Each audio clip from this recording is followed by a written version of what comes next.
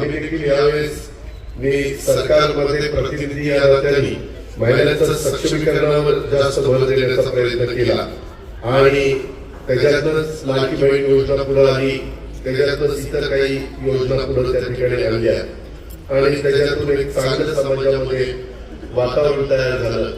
डिसेंबरचे पैसे पण मला वाटतं ह्याच महिन्यात सगळ्यांना मिळाले असतील. थोडा उशीर झाला, आचारसंहितेच्या काळामध्ये आम्हाला काही मर्यादा आलेल्या होत्या, परंतु डिसेंबरचे पण रक्कम माझ्या मायबाबूंच्या डिग्रीला गेली असेल. आता जानेवारीपासून बाकीच्याही रकमा ह्या वेळच्या वेळेला देण्याच्या बद्दलची जबाबदारी सुदैवाने राज्याचे मुख्यमंत्री देवेंद्र फडणवीस आणि या एकनाथ जोशींचे सगळ्यांनी माझ्यावर टाकलेली. कारण अर्थ विभाग महिला बाल विकासचा निधी देतो, मग महिला बाल विकास आमच्या महिलांच्या पर्यंत त्या रकमा पोहोचवतो. समाजात सध्या एक वेगळ्या प्रकारची चर्चा चालू आहे. काही जर या योजना बंदच करणार, याच्यात काहीतरी आता वेगळंच करणार.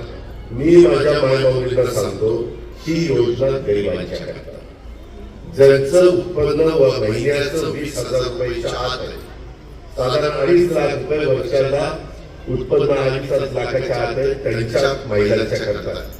आता ज्या महिलांच्या घरी गाड्या घोड्या असतील, म्हणजे 4 चाकी वाहन, त्यांना तसं 1,500 रुपये ही गरिबांच्या करता, गरजू महिलांच्या करता.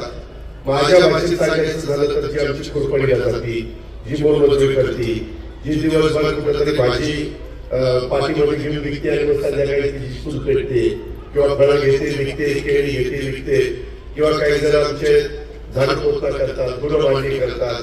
काही जण माझ्या महिला एका दिवशी 4-4 घराचा स्वयंपाक, तिथं पोळ्या लाटणं, भाजी 2 करणं, डाळ भात करणं, असं करून त्या पुढे जात असतात. अशा ज्या गरजू महिला आहेत की ज्यांना कुठलाच आधार नाही, अशांच्या करता ही योजना आणली. मधल्या काळामध्ये आमच्याकडे वेळ मर्यादित होता आणि त्याच्यामुळं काही विरोधक याचा बंद करणारे, याचा असं काहीतरी करणारे काही करणार नाही. मी स्वतः अर्थमंत्री म्हणून तुम्हाला सांगतो ही योजना तुमची चालू राहणार. तशा प्रकारचा शब्द महायुतीच्या सरकारने निवडणुकीमध्ये दिलेला आहे. त्याच्यामुळे तुम्ही अजिबात काळजी करू नका. त्याबद्दलची विनंती मी माझ्या सगळ्या लाडक्या बहिणींना आणि माझ्या मायबाबूंना देखील करतो.